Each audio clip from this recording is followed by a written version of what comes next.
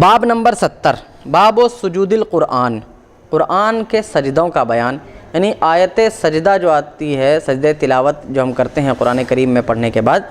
ان کا بیان۔ حدیث نمبر 1052 حدثنا ابو بکر بن ابی شیبہ حدثنا ابو معاویہ عن الاعمش عن ابی صالح عن ابی ہریرہ قال قال رسول اللہ صلی اللہ تعالی علیہ وسلم اذا قرأ ابن آدم السجدۃ فسجد اعتزل الشیطان یبکی یقول یا ویلہ امر ابن آدم بالسجود فسجد فلہ الجنہ وامرت بالسجود فابیت فلی النار۔ حضرت ابو ہریرہ سے مروی ہے، فرماتے ہیں کہ رسول اللہ صلی اللہ تعالی علیہ وسلم نے ارشاد فرمایا کہ جب ابن آدم یعنی آدم کی اولاد یعنی ایک انسان سجدہ تلاوت کو تلاوت کرتا ہے، آیت سجدہ کی تلاوت کرتا ہے، پھر وہ سجدہ کرتا ہے تو شیطان اس کے پاس سے ہٹ کر رونے لگتا ہے اور کہتا ہے میرے لیے خرابی ہو کہ اس آدم کے بچے کو سجدہ کرنے کا حکم دیا گیا تو اس نے سجدہ کیا اور اس کے بدلے میں اسے جنت ملے گی، اور مجھے سجدہ کرنے کا حکم دیا گیا، یعنی آدم علیہ السلام کو جو سجدہ کرنے کے لیے کہا تھا، ابلیس سے بھی کہا تھا کہ تم بھی سجدہ کرو،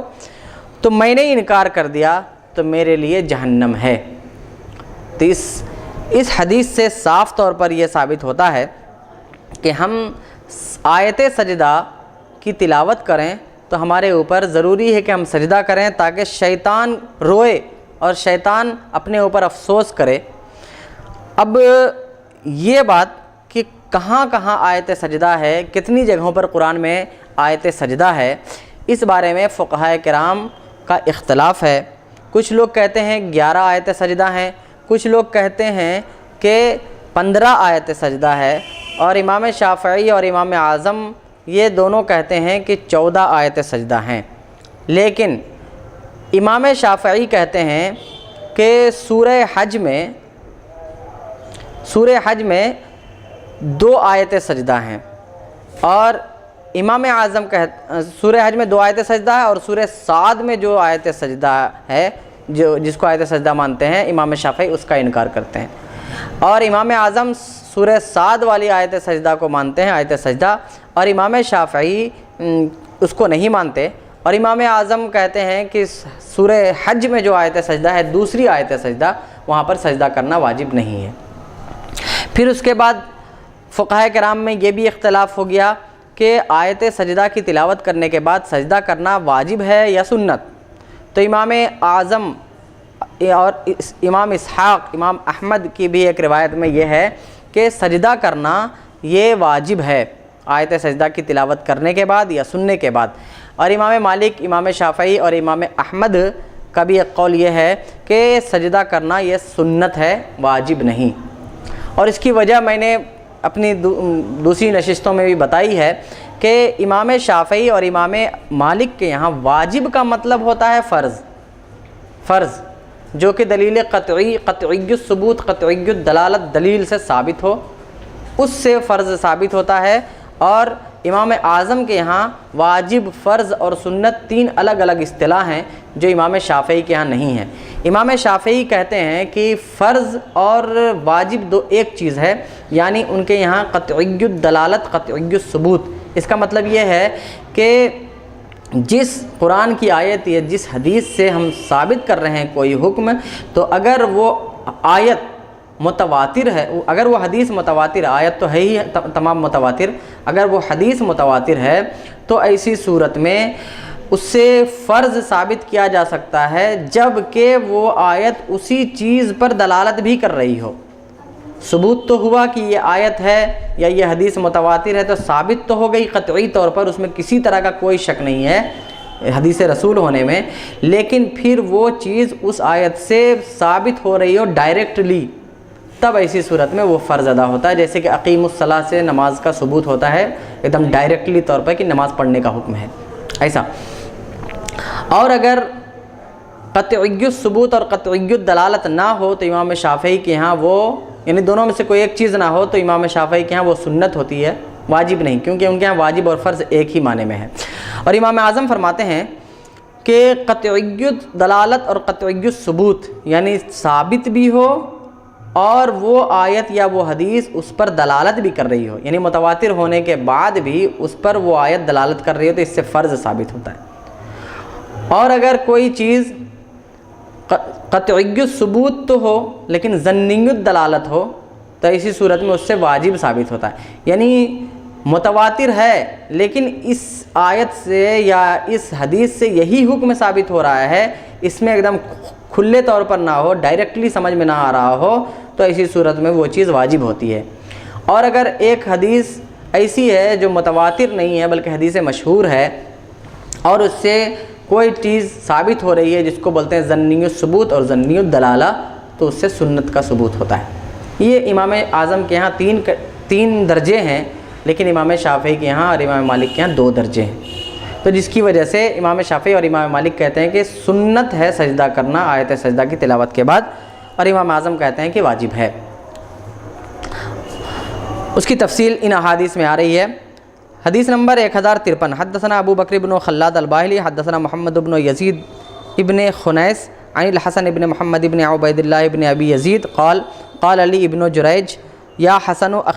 اخبرنی جدک عبید اللہ ابن ابی یزید عن ابن عباس قال كنت عند النبي صلى الله تعالى عليه وسلم فأتاه رجل فقال إني رأيت البارحة فيما يرى النائم كأني يصلي إلى أصل شجرة فقرأت السجدة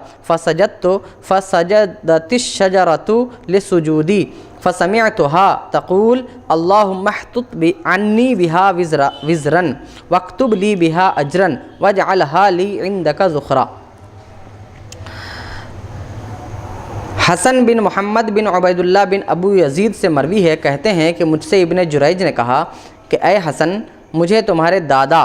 یعنی عبید اللہ بن ابو یزید نے بتایا ہے۔ وہ حضرت ابن عباس سے روایت کرتے ہیں کہ حضرت ابن عباس نے فرمایا کہ میں نبی کریم صلی اللہ تعالیٰ علیہ وسلم کی بارگاہ میں حاضر تھا، ان کے پاس ایک شخص آئے، انہوں نے کہا کہ یا رسول اللہ، میں نے گزشتہ رات خواب میں دیکھا ہے، میں یہ دیکھ رہا ہوں کہ میں نماز پڑھ رہا ہوں کسی درخت کی جڑ کے پاس، یعنی درخت کی جڑ کے پاس، یعنی درخت کے نیچے میں نماز پڑھ رہا ہوں، تو نماز کی حالت میں نے آیت سجدہ کی تلاوت کی،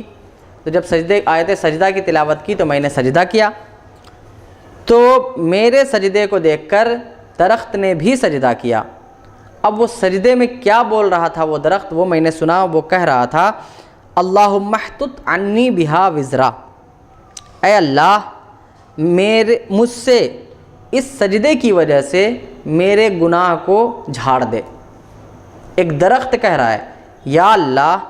اس سجدے کی وجہ سے، اس سجدے کو کرنے کی وجہ سے میرے گناہ مجھ سے جھاڑ دے، میرے گناہ ختم کر دے، وَاكْتُبْ لِي بِهَا اجرا، اور اس سجدے کی وجہ سے، اس سجدے کو کرنے کی وجہ سے میرے لیے تو اجر لکھ دے، میرے لیے تو ثواب لکھ، وَاجْعَلْهَا لِي عِنْدَكَ ذُخْرًا، اور یا اللہ اس سجدے کو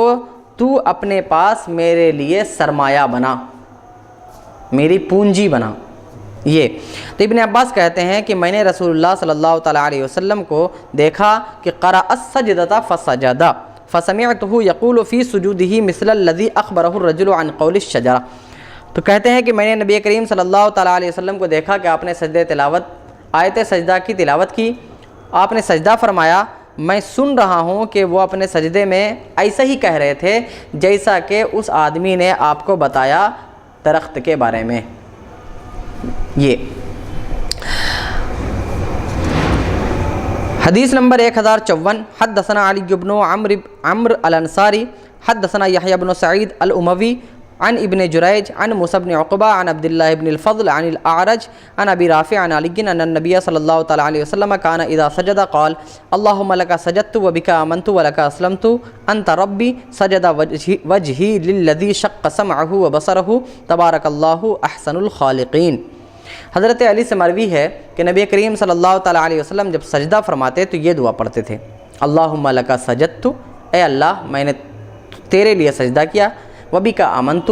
اور تجھ پر ایمان لایا، ولک اسلمت، اور تیرے لیے میں نے یعنی تیرے فرما برداری میں نے اپنی گردن جھکائی،